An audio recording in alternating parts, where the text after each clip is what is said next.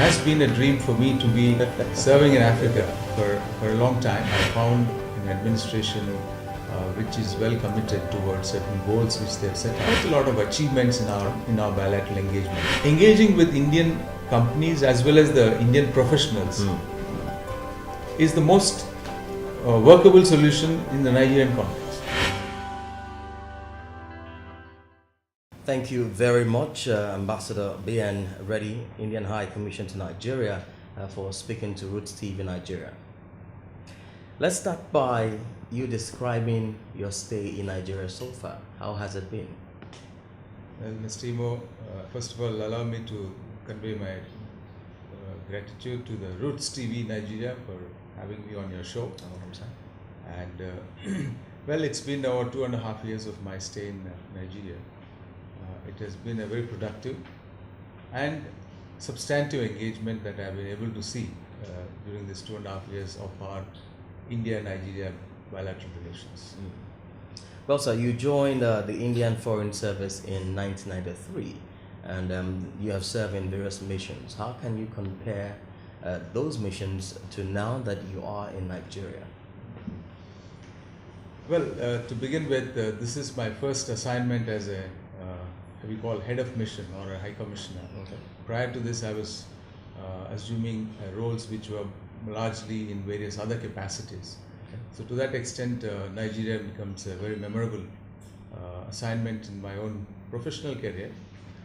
And more importantly, this is first time I'm having to serve in Africa. Wow. It has been a dream for me to be serving in Africa for a long time. Wow. I think And it happened to be Nigeria. I happen to be Nigeria and have been introduced to Nigeria in many ways, Okay. much before. Way back in 2006-07, when I was serving serving for an Indian mission to the United Nations. Okay. I was very fortunate to have been serving with some of my senior colleagues who would very often quote the Nigerian authors in their speeches to the United Nations, like Chinua Achebe and Wole Soyinka of your great. So it has been an inspirational thing since then to be in Nigeria and to be part of a story which we can write. Well, you came in right when this current administration picked up, 2016. I know out there you must have seen previous government and you may have ratings for them. But how would you describe this current administration being run by President Muhammadu Buhari? Well, I would not wish to make a comparative statement here, but what I can certainly say is, as I came in, I found an administration which is well committed towards certain goals which they have set out in achieving security, peace and security in the country, upliftment of the economic system, and of course to provide to root out corruption from the country. And I think these are goals which are largely to a large extent also resonates back home in India. Our leadership also has a very similar objectives in taking forward some of the very difficult problems that persist. So in Nigeria, I think we have seen some remarkable policy directions that have been given in this period. One of them I'd like to stress upon is the Economic Recovery and Growth Plan, ERGP, because in fact, ever since this document has been pronounced, our activities, High Commission's activities in Nigeria, have been largely reoriented to match with what has been expected through ERGP, which is essentially a national document. National goals have been set out. So our objective was to align our activities with those goals so that we are able to contribute in our own little way in realization of those objectives. Well, Your Excellency, the Nigeria and India have both enjoyed 60 years of bilateral relationship. How would you describe that? Well, I think 60 years is certainly not a very long period in any engagement, ideally. Okay. But in my view, that during the last 60 years, there has been quite a lot of achievements in our bilateral engagement. The very fact that India established a diplomatic house 2 years prior to independence of Nigeria itself will gives you a kind of a lead to understand how the leadership of India during early stages of Nigeria's independence was committed to establish a relationship. And it is not surprising that that particular period we've had, let me give one or two examples so that to amplify my point. First, for example, in 1961, we had the visit of His Excellency the first Prime Minister of Nigeria to India, Sir Tafawa Balewa Abubakar, and followed in 1962 by the visit of the first Prime Minister of India, Pandit Jawaharlal Nehru. I think it is this connect which has been made at the very early stages of our relationship, provided strong foundations, and this manifested in its form in diverse sectors of our engagement, whether it is people-to-people contacts, to engagement at the political level, which is already there, economic, and also in the defense sector. So these strong foundations which have been laid have today, if you look back in the last 60 years, let me give some more indicators as where we stand today. Then we'll be able to see how we move forward.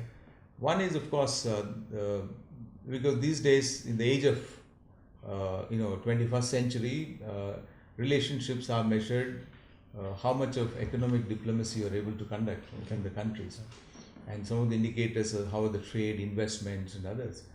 If you take those indicators, India now is the largest trading partner of Nigeria for Nigeria globally, and similarly for India, Nigeria is the largest trading partner within the African continent, which is what we have a bilateral statistics of about almost $12 billion recorded between April 2017 to March 2018. So this is one indicator, and with an investment of over $10 billion over the years, I think India is ranked among the top investors in the country. Then we have a large presence of the Indian companies based here in diverse range of activities. Then we have perhaps the largest presence of Indian diaspora in West Africa, numbering about 50,000 people. So to sum up, I think we are seeing the true manifestation of a civilizational link that exists between India and Nigeria. It is not a one-off relationship. It is a relationship which truly set up on a strong foundation, and the purpose and objectives are very clear, so that the benefits of our engagement goes down to the people of our two countries. Well, you talked about disconnect when both prime ministers visited each country. What was that thing that caused a disconnect? Well, I have not said any disconnect. I said the connect was well established at that point in time. In a sense that, as you could realize that soon after independence, the political leadership of our two countries was able to see eye to eye, and both countries coming out of colonial baggage, and our pace of development of relationships naturally ought to be slow, because we both are trying to rely entirely on our own understandings of other developing countries, which is one of the reasons why the initial phases of engagement of Nigeria with India was very intense. In fact, it is these visits which eventually led to an understanding, and a number of Indian professionals, these medical, academic, some of them who are working for various technical areas, they came to Nigeria at the invitation of the Nigerian government. And in fact, today, if I speak to any number of very sort of people who are in the early 50s or late 40s, and who are in prominent positions, or otherwise, they would invariably talk of the presence, the impact that the Indian teachers made in their own lives, which I found, which is like, we had true ambassadors of India at very, very sort of areas, at places where people were really connecting with each other. Okay. Well, you talked about the visit of the Prime Minister. We've not seen the current Prime Minister make any visit to Nigeria. We've had several presidents come to Nigeria. Are we expecting him anytime soon here in Nigeria?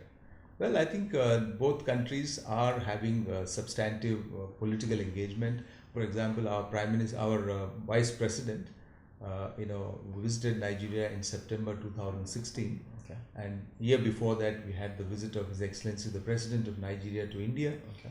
to attend the India-Africa Forum Summit, third edition of it. And there are certainly dialogue going on for having high-level visits between our two countries. Okay. And I'm very sure that what you mentioned about the visit of Indian leaders coming here more.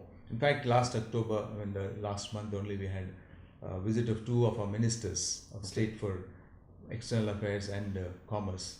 So the political engagement is there. Yes, I agree that we have to target for more higher level visits in the months to come. Well, there are over 5,000 Nigerians who go to India on a monthly basis for medicals. How would you describe that? Well, I think the success of Indian medical industry, particularly providing medical tourism, is a very recent phenomenon. It's a phenomenon which is, I think, a decade or a little over that. We are very happy with the way in which the Indian private sector brought in professionalism into the medical sector, which has helped in establishment of a number of world-class hospital chains, providing tertiary care to a number of things. In fact, it is not surprising that a large number of Nigerians would want to go to India for treatment because they get top-class medical treatment at affordable cost. And it is not surprising either that a number of Europeans go to India for medical tourism because, for example, I understand that many from UK visit India for medical tourism for whatever reasons. Again, it's coming out of the quality of medical treatment that is made available at affordable costs. I think is at the root of all this development. Well, if I may take you back to the previous answer you provided in terms of the number of companies you have in Nigeria, I know there are well over 135, and we've had 60 years of bilateral relationship. What would you say has kept Indians coming to Nigeria to establish more companies and also employing more of Nigerians? What would you say has been the key factor sustaining their relationship? Well, if I may put it this way, that Indian companies coming into Nigeria started during the British time. Okay. The British, having had they called it the crowning jewel of the British Empire, which was India, well established, and then they came into Nigeria in the late 1880s. It was natural that a number of Indian companies which were supporting the British at that time, they also came to Nigeria to support the services. So ever since, there has been a significant evolution of Indian participation of Indian companies in Nigeria. Number one, this evolution has been gradual. A number of them initially came as traders, and then some of them came as manufacturers, particularly in textile industries and other ones. And then came a stage where they started looking at investments here. And then now there is, in my view, there's a further evolution into a mix of sort of trade as well as investment oriented approach. And let's not forget that Indian industry now is one of the fastest growing in the world. India is, as you know, is the leading among the emerging economies. Yeah. So the Indian industry has itself evolved significantly for providing quality, affordable at affordable cost. So thereby, there is a greater desire even among the many Nigerian companies to take support to establish firm contacts with Indian companies. To illustrate this point, for example, the Dangote major refinery project, which is now being established, it is an Indian company, Indian Engineers India Limited, which is the PMC for the whole project. Okay. Number one. A number of Indian companies are engaged in developing this particular thing. It's again coming out of the experience of the Nigerian entrepreneurs that engaging with Indian companies as well as the Indian professionals is the most workable solution in the Nigerian context. And this realization is coming, and I have seen it in the last 2.5 years, it is now moving in from sector to sector, and it is which to me it is not very surprising, simply because another fact should illustrate that for India exports 50% almost of its engineering goods to Europe, which means the quality, the sort of precision and various things are well established, and Indian industry is not going in to make a quick money out of it, and then it is not a, it like to be a more substantive partner wherever they're going, and they're looking at relationships which are not very short term, Okay. but which are little medium to long term. Well, Your Excellency, let's talk about you. How do you juggle family and diplomatic work? Well, we all live in Abuja. My office is in Abuja, and well, I think you see since my children are studying in India, Okay. and of course, Abuja is a very active place, both for professional work as well as in the personal front, because quite apart from official engagements, we have a large Indian community here, increasing at a rapid pace. Number two, we have also have many Nigerian friends, and time is really not in our hands. So I wish we had more than 24 hours in a day. Yeah. So, what states in Nigeria have you been to? Well, I've been to, let's say, certainly to Lagos, Kano, Kaduna, then Sokoto, Imo. My only regret is I couldn't travel to the east very often, but I would hopefully, let me see, in the coming months we can do that. Okay, but how would you compare those regions that you've been to? Well, each of them are very unique in their own ways. Lagos is the financial capital of Nigeria, of course, the heart of economic activities out there, with large presence of Indian companies and Indians living there. We have an Indian school which has 2,000 Indian students. Wow. Who are following Indian curriculum. So that's quite much. Quite a lot. But that again is a slightly truncated number, which I understand there were 2,500 students earlier. Okay. But they're gradually increasing their numbers because of the brief recession that Nigeria went through. There was a little reduction in the number of Indians who are working out there.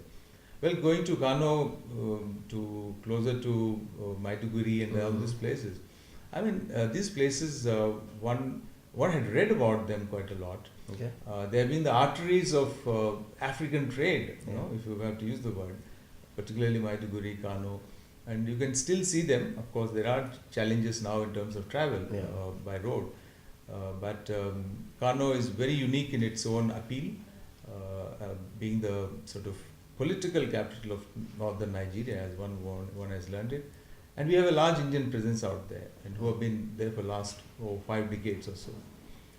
So when we travel to these places, we are able to connect with the leadership as well as with our community.